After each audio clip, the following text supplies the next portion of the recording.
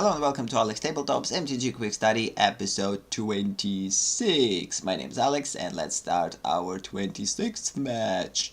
Let me launch it and we'll go. Okay, it's done. So, as we saw, this match we're going to play with a mono green with probably now a borderline splash red. We'll see. Again, I'm still like... lately I'm not playing with this deck at all, like I switched to a different decks, but again, in this recordings I will still kind of showcase this deck for now, because at the beginning I was focused on mono green, and I tried to create some type of a decent splash of red to it, then I extended it to a borderline.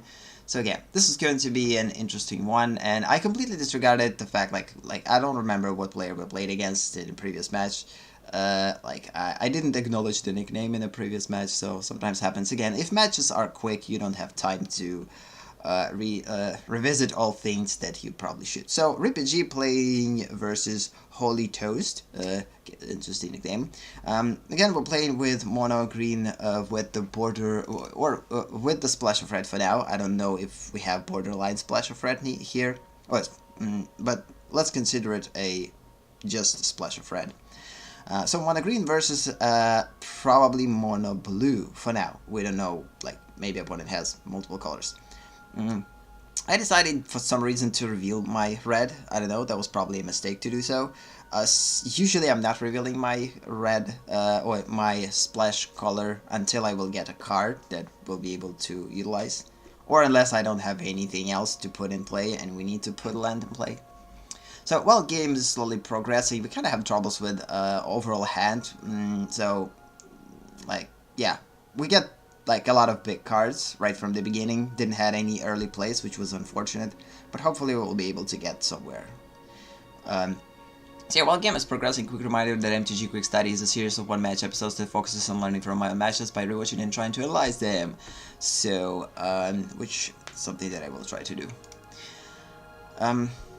Okay, good. We get a Fiery Cannonade, which is kind of cool, but the problem is it's not necessarily going to work. I mean, we will be able to destroy only one creature. The good thing is that now we have Verdant Sun's Avatar, which means that we will be able to regain all lives that we're potentially going to lose from Jean.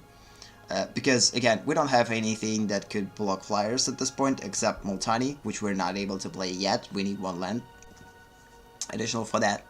So, and don't forget that opponent might have a counter spell, so it's kind of still a gamble. This is going to be an interesting one. Oh no, the Immortal Sun. Like, lately, like, I don't know, not that many decks are actually using Immortal Suns. Immortal Sun usually used in decks, people are using them in, combo decks and control decks, but it's something that, of course, you're probably not going to put in your aggressive deck because you're just not going to get to it. It's 6 mana, and if you have Planeswalkers in your deck, which usually aggressive decks are not having, but if you will put a small Planeswalker into play, it's actually might be possible. Okay, right now I truly don't know what decisions to make. I mean, in this particular instance, I decided to kick it? Seriously? I actually have enough for kick? 1, 2, 3, 4, 5, 6, 7... No, I don't. It's just a regular play. Oh, I had enough for kick because we have Goreclaw and it costs 2 less. So yeah, I decided to kick it and hopefully fight with the Jhin. But again, opponent might have a counter spell, which is exactly what opponent is thinking of, maybe. Or maybe opponent has a returner, we'll see.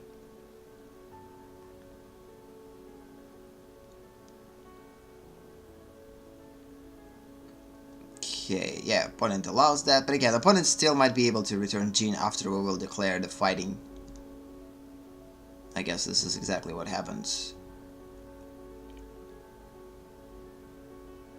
Okay, opponent returns our creature, which is working too. Okay. But the good thing is we gain 5 lives, which is cool. At this particular instance, since I'm not necessarily able to block, I'm decided to attack. Hopefully I will be able to deal more damage than opponent will be able to deal me.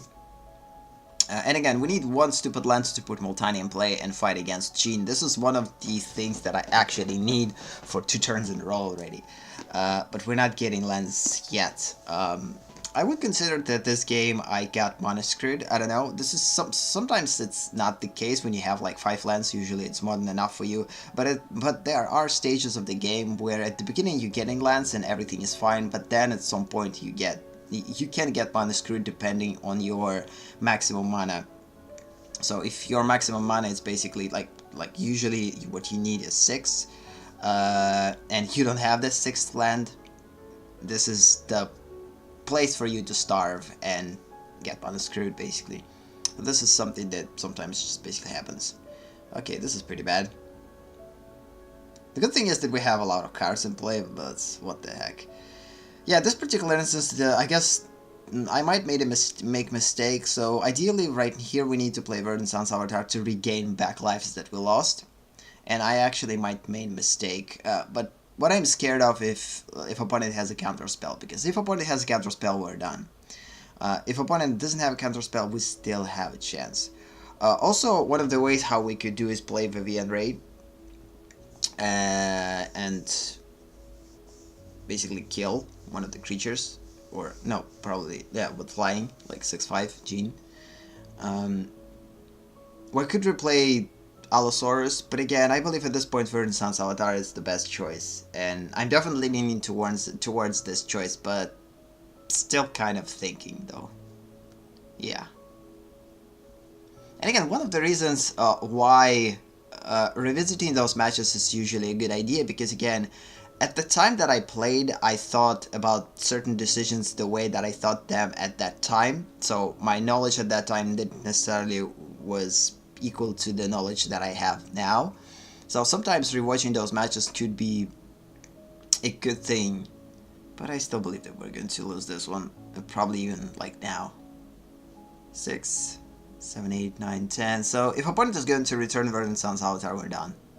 Or if opponent will play multiple spells to make Jean bigger.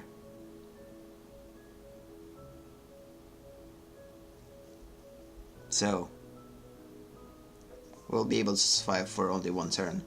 And again, we would have had more chances if we would get a additional lands to play Multani, but again, we got kind of mana screwed in a mid game. Our early game was pretty fine with lands, but the mid game. Okay, right here I believe we need to play Multani, and I probably will make a mistake by trying to kill opponent.